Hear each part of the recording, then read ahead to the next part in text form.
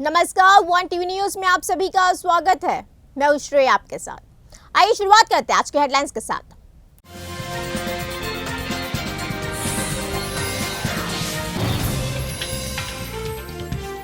महाराष्ट्र के पूर्व मंत्री और कांग्रेस विधायक असलम शेख को फोन पर जान से मारने की मिली धमकी।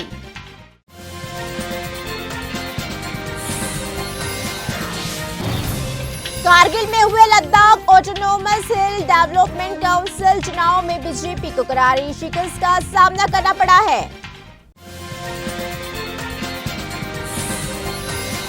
भारतीय टीम ने वनडे वर्ल्ड कप 2023 के अपने पहले ही मुकाबले में ऑस्ट्रेलिया को 6 विकेट से करारी शिकस्त दी है। 5 राज्यों में विधानसभा चुनावों से पहले कांग्रेस पार्टी की कार्य समिति की बैठक आज राजधानी दिल्ली में हो रही है और इसी बैठक में 5 राज्यों में होने वाले विधानसभा चुनाव समेत कई अन्य मुद्दों पर चर्चा होने की संभावना जताई जा रही है।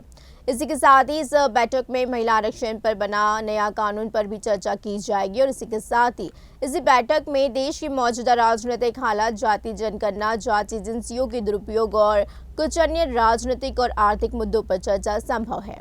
कांग्रेस कार्य समिति की यह बैठक मुख्यालय पर होगी और इसी बैठक में हिस्सा कांग्रेस अध्यक्ष मल्लिकार्जुन खड़गे, पूर्व अध्यक्ष सोनिया गांधी, राहुल गांधी, प्रियंका गांधी समेत कई अन्य वरिष्ठ नेता शामिल हुए हैं।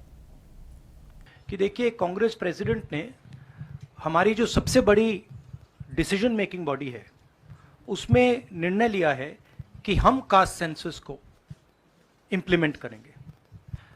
सिर्फ ये नहीं, मगर ये भी डिसीजन लिया है कि हम बीजेपी पर दबाव डालेंगे और उनसे करवाएंगे। अगर उन्होंने नहीं किया तो फिर उन्हें परे हो जाना चाहिए, क्योंकि देश कास्ट सेंसस चाहता है। अब जहां तक इंडिया अलायंस की बात है, मैं जानता हूं कि काफी पार्टी इंडिया अलायंस में इस निर्णय का समर्थन करेंगी। 1-2 पार्टी हो सकती हैं जिनकी राय थोड़ी अलग हो। हमारे लिए कोई प्रॉब्लम नहीं है, क्योंकि हम कोई फैशिस्ट सिस्टम नहीं है, मगर ज्यादा से ज्यादा पार्टियां इस डिसीजन को पूरी तरीके से सपोर्ट करें। महाराष्ट्र के पूर्व मंत्री और कांग्रेस विधायक असलम शेख को फोन पर जान से मारने की धमकी मिली है। कॉलर ने खुद को गैंगस्टर गोल्डी बराड़ बताया है। कॉलर ने कहा है कि मैं गोल्डी बराड़ बोल रहा हूं, मैं असलम शेख की 2 दिन में गोली मारने वाला हूं। मुंबई के बागुर नगर पुलिस स्टेशन ने अज्ञात शख्स के खिलाफ आईपीसी की धारा 506, 507 के तहत मामला दर्ज कर आगे की जांच शुरू कर दी है। महाराष्ट्र के लातूर जिले के मुरुड गांव में टमाटर का भाव न मिलने के कारण किसानों ने मुफ्त में टमाटर बांट दिए हैं। मार्केट में टमाटर के भाव में भारी गिरावट आने के कारण 3 किसानों ने मिलकर मुरुड गांव में टमाटर को फ्री में बांटना शुरू कर दिया। जो टमाटर 3 महीने पहले 200 रुपये प्रति किलो के भाव से बिक रहे थे, उन्हें आज लातूर के बाजार में सिर्फ 3 रुपये प्रति किलो का ही भाव मिल रहा है। 2 महीने पहले टमाटर के बढ़ते रेट को देख सब्जी उत्पादक किसानों ने मार्केट में अच्छा भाव मिलने की उम्मीद से टमाटर के उत्पादन पर जोर दिया है, लेकिन अब टमाटर की मार्केट में आवक इतनी बढ़ गई है कि लातूर के मार्केट में हर दिन 5000 कैरेट टमाटर की आवक हो रही है। इजराइल पर आतंकी संगठन हमास द्वारा शनिवार को हमला किया गया था और इसी हमले में 5000 रॉकेट दागे गए और कई इजराइल के नागरिकों को मौत की घाल उतार दिया गया। इसी दौरान इजराइल की सीमा में घुसपैठ कर आतंकियों ने कई पुरुष, महिला और बच्चों को बंधक बना लिया है।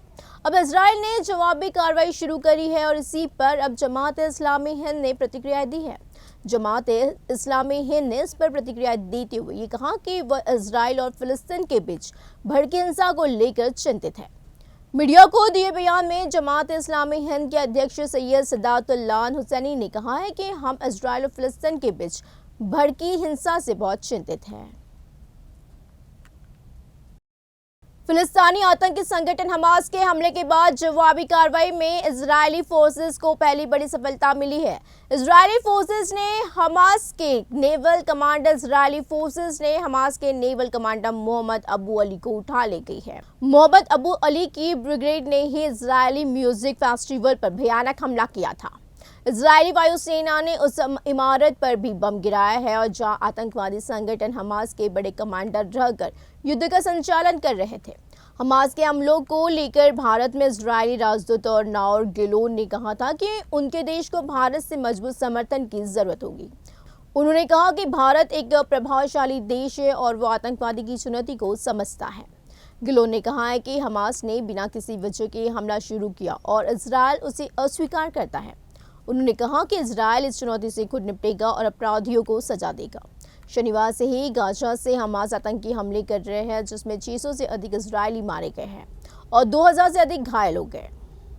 आतंकी संगठन हमास ने गाजा पट्टी से शनिवार को इजरायल पर अचानक हजारों रॉकेट दाग दिए थे और इसी के अलावा हमास के आतंकियों ने हवा, जमीन और समुद्री सीमा से घुसकर आम नागरिकों पर हमला किया था। हमास के इन हमलों में करीब 700 नागरिक मारे गए हैं। इन हमलों में 4 अमेरिकी नागरिकों की भी मौत हो गई है। इजरायल और हमास आतंकियों के बीच भीषण जंग छिड़ी हुई है। दोनों ओर से हमले जारी है। इसी जंग की शुरुआत हमास के आतंकियों ने करी थी, जिसके बाद इजरायल ने हमास आतंकियों के कई ठिकानों को तबाह कर दिया। इन सबके बीच अमेरिका ने हमास के खिलाफ जंग के इजरायल को समर्थन और सैन्य मदद देने का ऐलान किया है। अमेरिकी राष्ट्रपति जो बाइडेन ने अमेरिकी जहाजों और युद्ध विमानों को इजरायल के पास तैनात करने का आदेश दिया है। राजस्थान में भाजपा और कांग्रेस दोनों ही सत्ता में लौटने के लिए जोर लगा रही है। कांग्रेस जहां रिवाज पलटने में लगी हुई, तो भाजपा सत्ता में वापसी के लिए पूरी ताकत झोंक दी है। प्रदेश के राजनीतिक इतिहास को देखें तो राजस्थान में आज तक जनता ने एक पार्टी की सरकार को लगातार दूसरा मौका नहीं दिया है। अगर इस बार कांग्रेस की जीत होती है तो राजस्थान की पिछले 30 सालों से चली आ रही परंपरा भी बदल जाएगी। प्रवर्तन निदेशालय ईडी आज यानी सोमवार को तृणमूल कांग्रेस टीएमसी के महासचिव अभिषेक बनर्जी से पूछताछ करेगी। अभिषेक बनर्जी पर शिक्षक भर्ती घोटाला मामले में अनियमितताओं का आरोप लगा हुआ है, जिसकी जांच के सिलसिले में पूछताछ के लिए उन्हें ईडी के अधिकारियों के समक्ष पेश होना है। ईडी के अधिकारियों ने बताया कि जांच एजेंसी ने अभिषेक की पत्नी रुजिरा को भी 11 अक्टूबर को पूछताछ के लिए तलब किया है। कारगिल में हुए लद्दाख ऑटोनोमस हिल डेवलपमेंट काउंसिल चुनाव में बीजेपी को करारी शिकस्त का सामना करना पड़ा है। 23 सदस्यीय काउंसिल के 26 सीटों पर हुए चुनाव में बीजेपी को महज 2 सीटों पर जीत हासिल हुई है। वहीं नेशनल कॉन्फ्रेंस ने 12 और कांग्रेस ने 10 सीटों पर जीत हासिल करी। आपको ये बता दें कि ये चुनाव नेशनल कॉन्फ्रेंस और कांग्रेस ने मिलकर लड़ा था। 4 अक्टूबर को जब इस चुनाव के लिए वोटिंग हुई तो मतदान का प्रतिशत 77.62 मापा गया था। इसी चुनाव में 25 निर्दलीय उम्मीदवार समेत 85 उम्मीदवार अपनी किस्मत आजमा रहे हैं। ये चुनाव नेशनल कॉन्फ्रेंस और कांग्रेस ने मिलकर लड़ा था। चुनाव में कांग्रेस ने अपने 22 उम्मीदवार उतारे थे, वहीं नेशनल कॉन्फ्रेंस ने 17 उम्मीदवार उतारे थे। उत्तर प्रदेश के मुख्यमंत्री योगी आदित्यनाथ ने रविवार को बड़ा बयान दिया। उन्होंने कहा कि हमें अपनी विरासत का सम्मान करना चाहिए। हम अपनी विरासत से ही अपना विकास और अपने समाज को उन्नत बना सकते हैं। उन्होंने कहा कि हम चाहे कितने भी आधुनिक हो जाए, हमारी विरासत कभी भी हमसे अलग नहीं हो सकती। जिसने भी अपनी विरासत को भुलाया और उससे दूर रखा, उसका पतन हुआ है। इसी के साथ ही सीएम योगी ने कहा है कि जब हम अयोध्या के भगवान श्री राम की जन्मभूमि को 500 वर्ष के बाद वापस ले सकते हैं, तो ऐसा कोई कारण नहीं है कि पाकिस्तान से सिंध को वापस नहीं ले सकते। एशियन गेम्स के 19वें सीजन का बेहतरीन तरीके से समापन हो गया। चीन की सांस्कृतिक विरासत के जश्न को दर्शाते हुए रंगारंग और तकनीकी रूप से दिल जीतने वाले कार्यक्रम के साथ एशियन गेम्स 2023 की क्लोजिंग सेरेमनी हुई है। लगभग 80,000 दर्शकों की क्षमता वाले बिग लोटस स्टेडियम में 75 मिनट के कार्यक्रम के दौरान उत्सव जैसा माहौल था।